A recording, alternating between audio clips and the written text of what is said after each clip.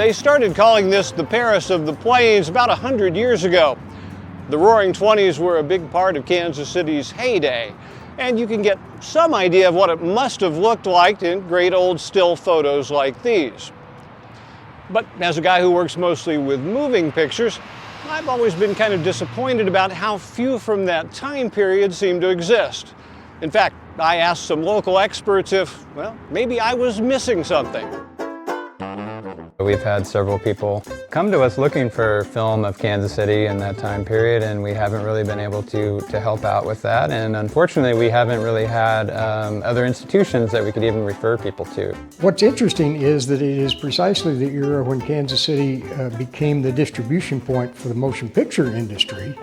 But indeed, there was not a lot of home movie making or that sort of thing, at least not that has survived.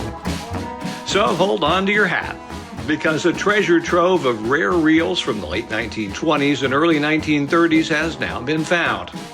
And you'll see them for the first time in public right here. Busy streets, familiar landmarks, unfamiliar landmarks, the airport, the zoo, a circus, and yes, a well-known historical figure too.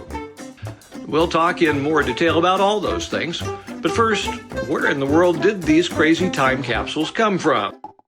Well, to answer that, you'll have to follow us down to Joe's basement. 3 or 4 years ago, I bought some films that came up on eBay. There was maybe 4 or 5, and you can date the films by the canister that they're in. When they got here and I watched them, the first thing I noticed was, hey, this is an old baseball game. That was pretty cool in itself, till I noticed in the background the scoreboard said Muehlebach Field on it. And I could see the uniforms when the guys were coming out, that they had a K and a C on it, and that it was the Kansas City Blues that were playing there. Using that scoreboard again, Joe was able to deduce that the film came from opening day 1927, when the minor league Kansas City Blues beat the Columbus Senators in front of 17,000 at Muehlebach Stadium. Complete with city manager Henry McElroy and Mayor Albert Beach clowning around in the pregame. So that was the first bunch of films. Maybe it was a year later. He had some more films he put on there. The price was right, and Joe added some more 16mm footage shot in and around KC to his growing collection. Not bad for a guy who draws fish for a living. That is, Joe's a scientific illustrator with a master's degree in biology. I got more films in here, Randy. Armed with the internet, he's doggedly determined to find out all he can about the people pictured in these rescued reels. All this stuff is fascinating to me, and the little side, the backstories, because you'd be amazed at the stuff that you can find out by just poking and keep poking. Okay, when I said you're getting the first look, that's not quite true. In late August, Joe showed the films to friends and neighbors at one of his driveway screenings. But don't worry, that's not the rare KC stuff he's running through the projector.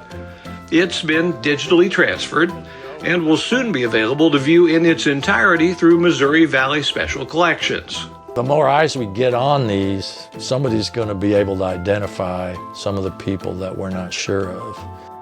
You see footage, it seems more real, because you can catch the little details about people's, the speed that they're walking, and it just really gives you a clear picture of what the city was during that time period. It's really hard to find footage of this era in Kansas City, but if you do find it, it's formal, it's a newsreel situation. These are kind of just slices of life. We drown in footage of slices of life today, but it's really rare that we get to see that from the 20s and 30s. On the next installment of Real Rare, we'll focus in on landmarks, monuments, and neighborhoods in found films from the 1920s and 30s. For the Kansas City Star and the Kansas City Public Library, I'm Randy Mason.